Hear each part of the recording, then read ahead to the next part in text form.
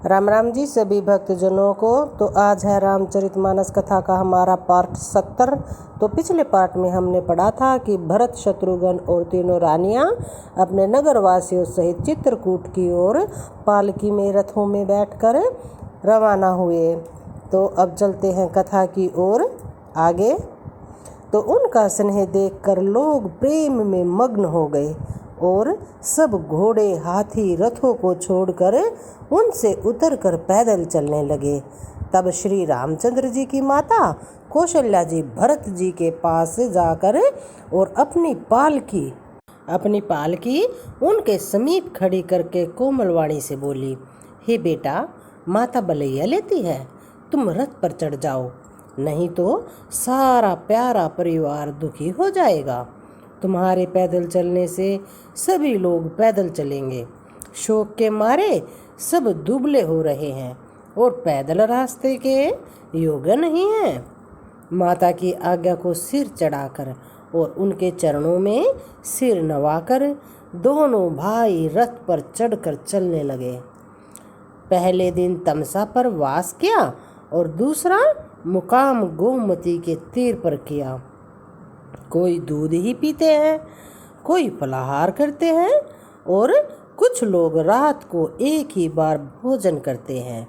भूषण और भोग विलास को छोड़कर सब लोग श्री रामचंद्र जी के लिए नियम और व्रत करते हैं। रात भर सरयू नदी के तीर पर निवास करके सवेरे वहां से चल दिए और सब श्रृंगवेरपुर के समीप जा पहुँचे। निषाद राज ने सब समाचार सुने तो वह दुखी होकर हृदय में विचार करने लगा, क्या कारण है जो भरत वन को जा रहे हैं। मन में कुछ कपट भाव अवश्य है। यदि मन में कुटिलता न होती तो साथ में सेना भला क्यों लेकर चले हैं। समझते हैं कि छोटे भाई लक्ष्मण सहित श्री राम को मारकर सुख से निष्कंटक राज्य करूँगा। और भरत ने हृदय में राजनीति को स्थान नहीं दिया, राजनीति का विचार नहीं किया। मतलब कि तब पहले तो कलंक ही लगा था, अब तो जीवन से ही हाथ धोना पड़ेगा।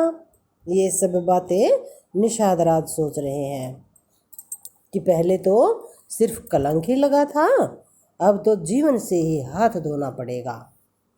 संपूर्ण देवता और दैत्य वीर सब जुट जाए तो भी श्री राम जी को रण में जीतने वाला कोई नहीं है। भरत जो ऐसा कर रहे हैं इसमें आश्चर्य ही क्या है। विष की बेलें अमृत फल कभी नहीं फैलती। ऐसा विचार करके निषाद राज ने अपनी जाति वालों से कहा कि सब लोग सावधान हो जाओ, नावों को हाथ में कर लो, यानी कि अपने कब्जे में कर लो और फिर उन्हें डुबा दो तथा सब घाटों को रोक दो। सुसज्जित होकर घाटों को रोक लो और सब लोग मरने के साज सजा लो, अर्थात भरत से युद्ध में लड़कर मरने के लिए तैयार हो जाओ। मैं भरत के सामने मैदान में लोहा लूँगा, अर्थात मुठभेड़ करूँगा और जीते जी उन्हें गंगा पार ना उतरने दूंगा। युद्ध में मरण, फिर गंगा जी का तट और श्री राम जी का काम और क्षण भंगुर शरीर जो चाहे जब नाश हो जाए। भरत श्री राम जी के भाई और राजा, उनके हाथ से मरना। और मैं नीच सेवक, बड़े भाग्य से ही ऐसी मृत्यु मिलती है। मैं स्वामी के काम के लिए रण में लड़ाई करूँगा और 14 लोकों को अपने यश से उज्जवल कर दूंगा। श्री रघुनाथ जी के निमित्त प्राण त्याग दूंगा।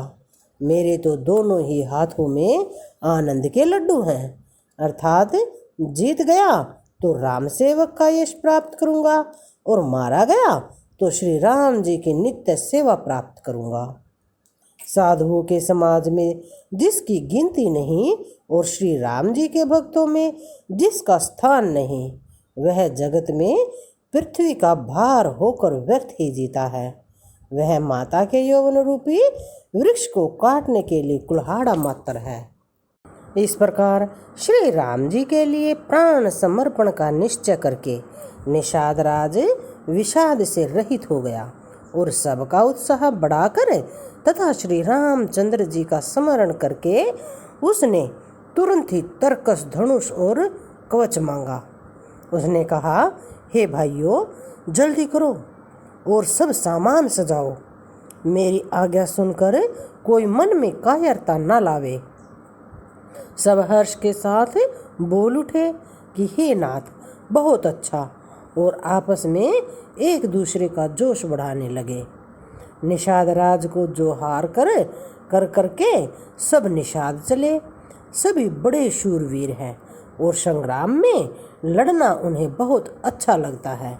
श्री रामचंद्र जी के चरण कमलों की ज्योतियों का स्मरण करके उन्होंने छोटे छोटे तरकस बांधकर छोटे छोटे धनुषों पर प्रत्यंचा चढ़ाई। कवच पहनकर सिर पर लोहे का टोप रखते हैं और फरसे, भाले तथा बर्छों को सीधा कर रहे हैं। कोई तलवार के वार रोकने में अत्यंत ही कुशल है। वे ऐसे उमंग में भरे हैं मानो धरती छोड़कर आकाश में उछल रहे हों।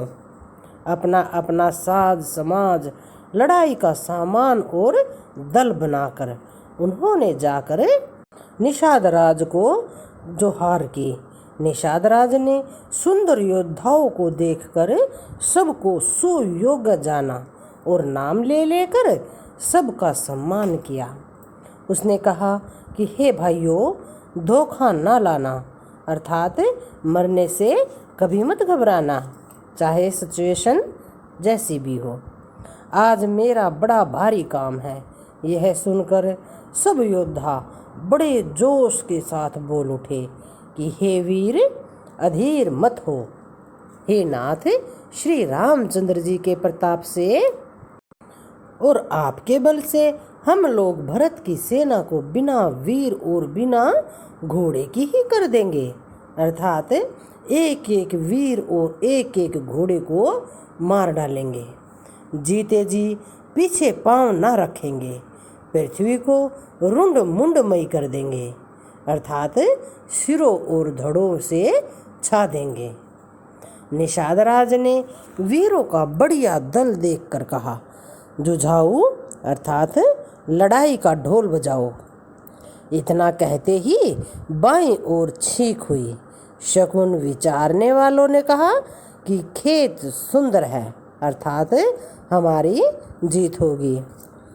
एक बूढ़ ने शकुन विचार कर कहा कि भरत से मिल लीजिए, उनसे लड़ाई नहीं होगी। भरत श्री रामचंद्र जी को मनाने जा रहे हैं। शकुन ऐसा कह रहा है कि विरोध नहीं है। यह सुनकर निषाद राज ने कहा कि बूढ़ा ठीक कह रहा है, हो भी सकता है ऐसा ही हो। जल्दी में बिना विचारे कोई काम करके मूर्ख लोग पछताते हैं। भरत जी का शील स्वभाव बिना समझे और बिना जाने युद्ध करने में हित की बहुत बड़ी हानि है। अतएव हे वीरों, तुम लोग इकट्ठे होकर सब घाटों को रोक लो। मैं जाकर भरत जी से मिलकर उनका भेद लेता हूँ। उनका भाव मित्र का है या फिर शत्रु का है या उदासीन का, यह जानकर तब आकर वैसा अर्थात उसी के अनुसार प्रबंध करूँगा। उनके सुंदर स्वभाव से मैं उनके स्नेह को पहचान लूँगा। वैर और प्रेम छिपाने से नहीं छिपते। ऐसा कहकर वह भेंट का सामान सजाने लगा। उसने कंदमूल, फल, पक्षी और हिरन मंगवाए। कहार लोग पुरानी और मोटी पहिना नामक मछलियों के भार भर भर कर लाए। भेंट का सामान सजाकर मिलने के लिए चल पड़े तो मंगलदायक शुभ शकुन मिले। तो आज के लिए इतना ही, बाकी कल पढ़ेंगे। सभी भक्तजनों से प्रार्थना है कि प्लीज़ मेरे चैनल को सब्सक्राइब कीजिए, वीडियो को लाइक कीजिए और शेयर करके आप भी पुण्य के भागी बने। जय श्री राम।